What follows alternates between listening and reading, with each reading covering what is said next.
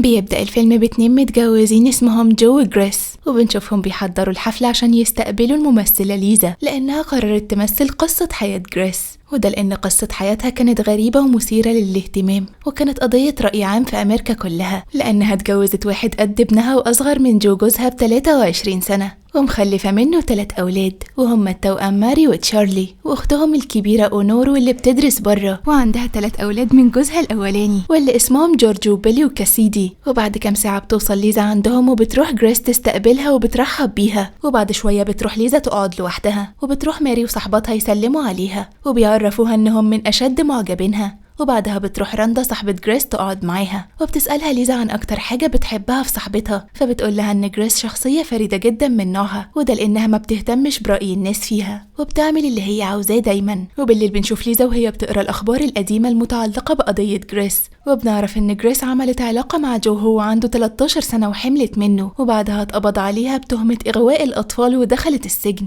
لكن بعد ما خرجت اتجوزت جو وما اهتمتش برأي الناس. وفي نفس الوقت بنشوف جريس وهي منهارة من العياط على سريرها، وبيروح جوزها يحضنها وبيحاول يهون عليها، وبيتضح ان شخصية جريس هشة جدا وكمان بتكون زهقت من كلام الناس عليها. وتاني يوم بتروح ليزا تقابل توم جوز جريس الأول، وده عشان تعرف منه تفاصيل علاقتهم كانت عاملة ازاي. فبيبدأ توم يحكي لها إن هو اتعرف على جريس في حفلة وهو سكران، وبعدها أعجبوا ببعض واتجوزوا وكانت حياتهم جميلة جدا لحد ما جريس عملت علاقة مع جو في محل الحيوانات الأليفة، وكان الخبر ده صعب عليه جدا، ولحد النهاردة مش قادر يستوعب هي عملت معاه كده ليه، وكان شايف إنه الحل الأنسب إنهم ينفصلوا عن بعض عشان يقدر يربي أولاده في بيئة صحية. وبعد شوية بتروح ليزا تقابل جريس في محل الملابس، وبتحكي لها إن هي قابلت توم جوزها الأول وواضح عليه إنه شخص لطيف وطيب، وبتسألها هي ليه اتجوزته اصلا، فبتقول لها انه شخص طيب وكان بيحترمها وعشان كده اتجوزته. بالاضافه لكده ابوها كان بيضغط عليها في حوار الجواز. وبعد شويه بتروح ليزا لمحل الحيوانات اللي جريس كانت شغاله فيه، وهناك بتطلب من الموظف ان هو ياخدها للمخزن، وده لان ده المكان اللي جريس كانت موجوده فيه مع جو وقت ما الشرطه قبضت عليها. وبتقعد ليزا لوحدها في المخزن ده وبتحاول تعمل محاكاة لشخصية جريس عشان تقدر تتقمص الدور أكتر في فيلمها، وبتبدأ إن هي تتخيل شعور جريس وقت ما كانت مع جو. وبالليل بتروح ليزا تقابل جو من ورا مراته، وده عشان تقدر تتخيل شعور جريس كان عامل إزاي وقت ما كانت بتقابله من ورا أهلها، وبتطلب من جو ما يعرفش حد إنهم اتقابلوا النهاردة، فبيستغرب جو من تصرفها لكنه بيوافق.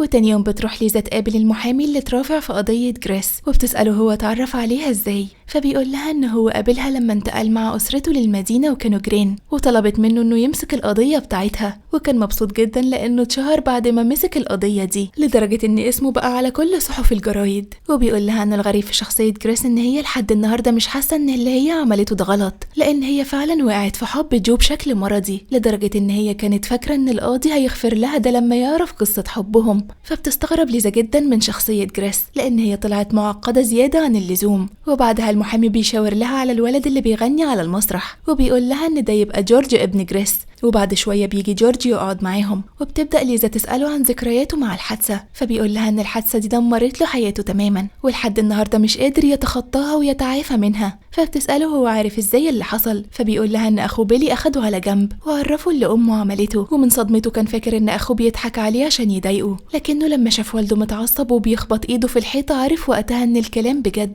وفي نفس الوقت بيروح جو يزور أبوه وبيقدر يقنعه إنه يحضر حفلة التخرج بتاعة أحفاده، وبيكون واضح إن أبوه كمان زعلان منه من ساعة اللي حصل ومش قادر هو كمان يتخطى الموضوع، لأنه كان نفسه إن ابنه يعيش حياة طبيعية زي كل الشباب اللي في سنه، لكن غصب عنه كبر بدري وكان لازم يتحمل مسؤولية أطفاله. وعلى الناحية التانية بتروح ليزا لمدرسة ماري، وهناك طلاب المدرسة بيقعدوا يعملوا معاها انترفيو عشان يتعرفوا أكتر على شخصيتها، وواحد منهم بيسألها عن شعورها وهي بتمثل المشاهد الخارجة في أفلامها، فبتقوله ليزا إن الموضوع بيكون مربك جدا، وخاصة إن طاقم العمل كله بيكونوا واقفين وبيشوفوا أدق التفاصيل، لكن خلاص هي اتعودت على الموضوع لأنها بتمثل بقالها سنين طويلة. وبعدها بنت تانية بتسألها هي اختارت أدوارها دي بناء على إيه، فليزا بتعرفها إن هي بتحب دايما تختار الشخصيات الصعبة والمعقدة واللي بيكونوا منبوذين في المجتمع. فماري بتقاطع كلامها وبتسألها هي اللي بتمثل دور شخصية زي دي، فبتقول لها لأن الشخصيات اللي زي دي بيكون ليها جوانب خفية وهي بتحب جدا تظهر الجوانب دي للمشاهد. وبعد كام دقيقة بنشوف ليزا وماري راكبين العربية سوا،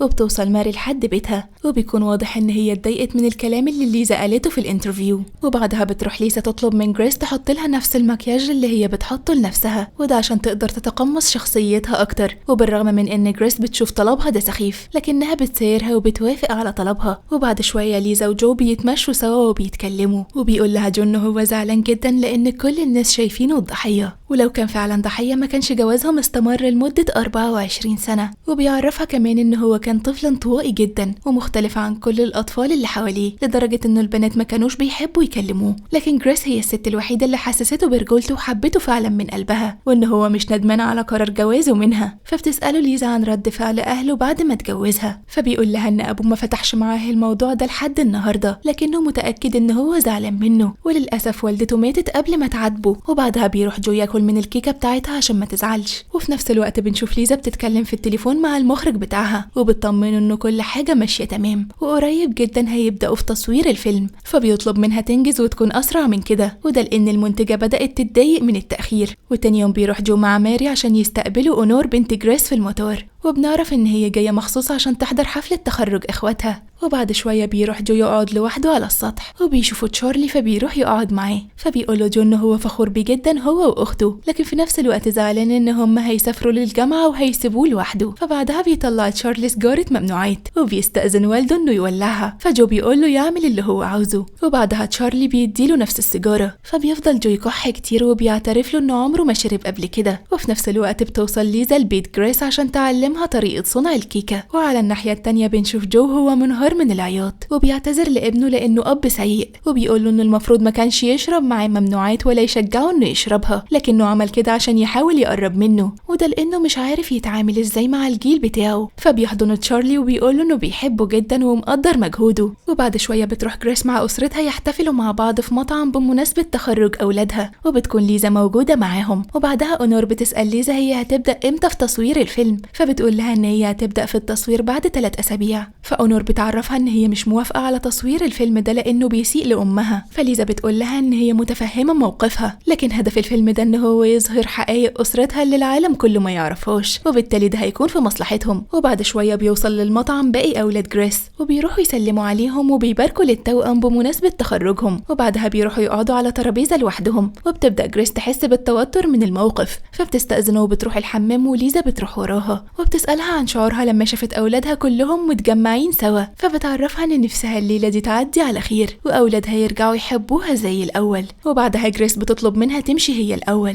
لأن أسرتها محتاجين شوية خصوصية مع بعض، وبتعرفها إن هي هتخلي جو يوصلها للبيت. وبعد شوية بتخرج ليزا تستنى جو قدام المطعم، وبيشوفها جورج وبيروح يقعد معاها، فبيسألها لو قدرت تحلل شخصية أمها، فبتقوله إن شخصيتها معقدة جدا ومش قادرة تفهمها بشكل واضح. فبيقرر جورج إن هو يقول لها على سر، لكن بيطلب منها ما تعرفش حد، وبيعترف لها إن إخوات جريس الكبار اعتدوا عليها كتير وهي طفلة، وده سبب لها عقد نفسية من الطفولة، وعشان كده بقت شخصيتها غريبة. وطبعا ليزا بتتصدم جدا وبتسأله هو عارف ازاي، فبيقول لها إنه قرا الكلام ده في المذكرات بتاعتها. فبتسأله هي ازاي أمه بتتواصل مع إخواتها بالرغم من كل اللي عملوا فيها. فجورج بيعرفها إن والدته عقلها مضطرب وكل تصرفاتها مش منطقية، وعشان كده هو قرر ما يتعمقش كتير في حياة أمه عشان ما يتجننش زيها. وبعد كده جورج بيعرض عليها إن هو يكون منسق الموسيقي في الفيلم بتاعها، وفي المقابل هيقول لها كل المعلومات اللي هي محتاجاها. فبتقول له ليزا إن هي هتفكر في العرض ده وهترد عليه. وبعدها جو بيوصل، فبتقوم ليزا تركب معاه العربية وبتمشي. وفي الطريق بيلاحظ جو إنها بتكح كتير وبيسألها عن السبب،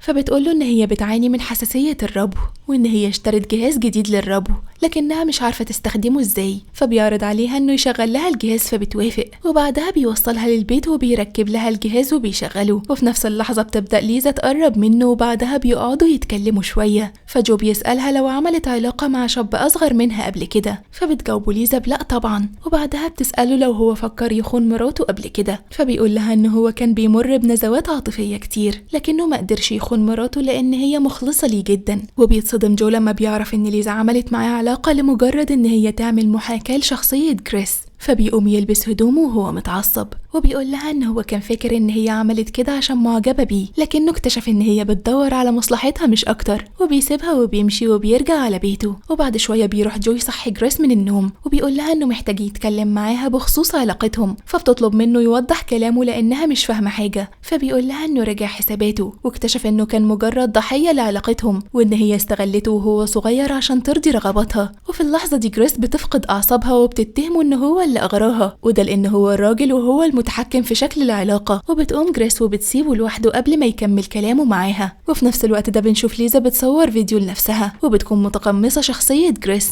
وبتوجه رسالة لجو بتعرفه فيها ان هي ممتنة لكل لحظة عاشوها سوا، وده بغض النظر عن الناس اللي بيهاجموهم كل يوم. وبتقول له ان هي كانت بتدور على شخصية زيه طول حياتها، لكن احيانا بيراودها شعور غريب، وده انها غلطت غلطة كبيرة لما تعرفوا على بعض، واحيانا بتتمنى الزمن يرجع بيهم وما يتقابلوش، وده لانها متأكدة ان حياتهم كانت هتختلف تماما لو ما كانوش ارتبطوا، لان على الاقل علاقتها كانت هتكون كويسة باولادها. لكن اللي هي متأكدة منه حاليا انها بتحبه زي ما هو بيحبها، وده اللي مصبرها على اللي هي فيه. وتاني يوم بيصحى جو مش بيلاقي مراته في البيت، وبنعرف ان هي راحت تصطاد في الغابة عشان تحاول تهدي اعصابها. فبينزل جو يفطر مع اولاده وبيسألوه عن مكان امهم، فبيكذب عليهم وبيقول لهم ان هي راحت للصالون. وبعدها بيروح جو يوصل ولاده لحفلة التخرج، وبعدها على طول الحفلة بتبدأ، وبنشوف جريس قاعدة وسط المدرجات وبتراقب اولادها وهم بيتخرجوا، وبتكون فخورة بيهم جدا. وفي نفس الوقت بيكون جو بيراقب ولاده من ورا السور، وبيكون منهار من العياط على عمره اللي ضاع، لانه بيكون متأكد في اللحظة دي ان جريس لعبت بيه وسرقت منه شبابه، وبيكون ندمان انه سمح لها تتحكم فيه وتستغله بالشكل ده. لكن للأسف ما بقاش فيه مجال للتراجع. وبعد ما الحفلة بتخلص بتروح ليزا تودع جريس لانها مسافرة النهاردة، فبتصدمها جريس ان هي عارفة ان جورج قال لها على حوار ان اخواتها كانوا بيعتدوا عليها وهي صغيرة، وبتأكد لها ان هي مش مكسوفة من الماضي بتاعها، وتقدر ان هي تذكر الاحداث دي في الفيلم، وبتسيبها وبتمشي بكل ثقة. وبعد فترة بنشوف ليزا وهي بتصور الفيلم، وبيكون واضح عليها انها بقت مهووسة زيادة عن اللزوم، لدرجة انها قررت تعمل علاقة بجد مع شاب اصغر منها ب20 سنة، وده عشان تعيش الاحداث بشكل حقيقي. وبس كده بيخلص الفيلم. ما تنساش لو عجبك تعمل لايك، وقولوا لنا رأيكم في الكومنتات.